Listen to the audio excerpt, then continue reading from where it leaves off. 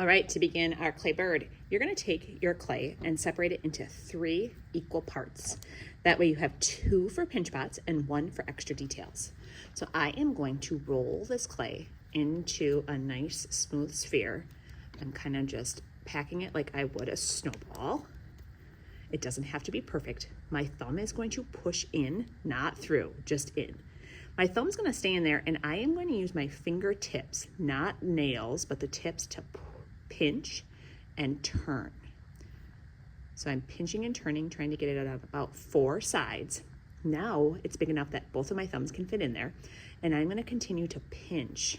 And as I'm pinching, it's like the chicken dance. I'm pinching like this, not like this. What I'm doing is I'm trying to even out the walls of this pot so that there's not big bumps, that it's pretty even, but not too thin. As you're pinching and turning, it's going to start to open up. I'm going to feel at the bottom that I have a nice thin wall, no chunks left. My guess is your fist might come close to fitting in there. My fist is kind of big, but you're actually going to do that with 2 of those clumps of clay. To save time, I have my 2. We know that we cannot just stick these together to make that hollow form. We have to add the water, which is the slip, and the toothbrush is the score. So that's just creating a texture on that surface of the clay. Not too much water. There's a little drip in there, or it'll get really mushy. These clay pieces are not the same size exactly, but the job you have now is to smooth and smear them together. Those are the S's: slip, score, and smear. I'm just kind of erasing the edge where they meet, or overlapping and smushing them together. It does not have to be a perfect round form. Remember, this is a bird. Birds have lots of different body shapes. So as I'm kind of smoothing still, I'm not pushing too hard or it will cave in. If that happens, let a grown-up know in the room and they will help you. But as I'm kind of moving this around, I'm noticing that that one spot right here kind of caved in. I'm going to have that be the bottom. That way it'll be on the table and hidden. You should have plenty of extra clay to create details. So some things you could create to add details. You could take and make a little pinch pot for the head. You could take your clay and you could flatten it using your hand or your rolling pin to make wings or feet. You could create quails if you wanted to add things. Quails can be rolled in your hands or on the table. So remember, anytime, looking for that flat surface, anytime we add something, we have to slip, score, smear.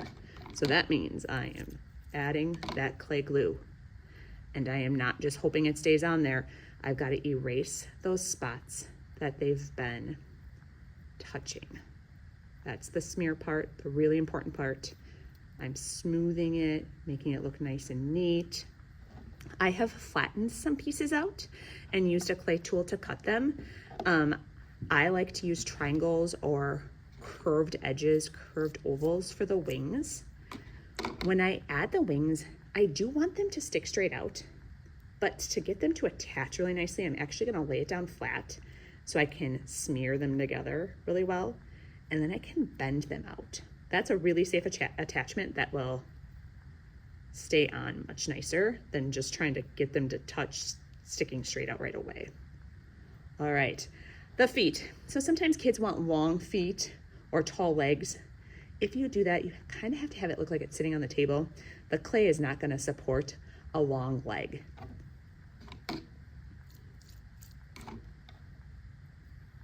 Again, I am smearing really well. As this sits on the table, you can kind of see those feet in the video. You can then add details. Like I want to separate those feet. I'm going to cut a little triangle out.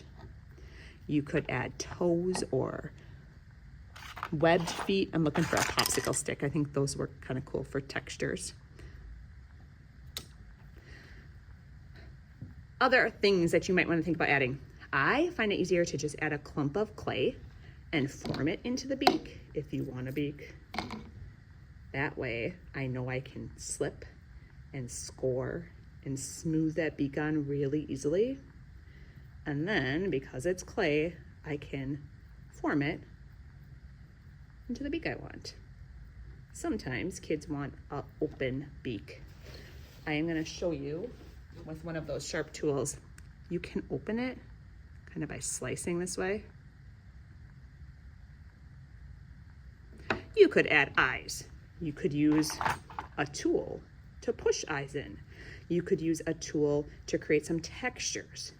Before you finalize textures, I would really think about smoothing that clay, getting it nice and neat, and then you can always use the tools on your tray to add those cool details.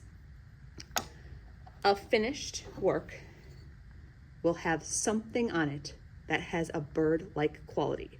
If that's a beak, if it's wings, it can be real, it can be mythical.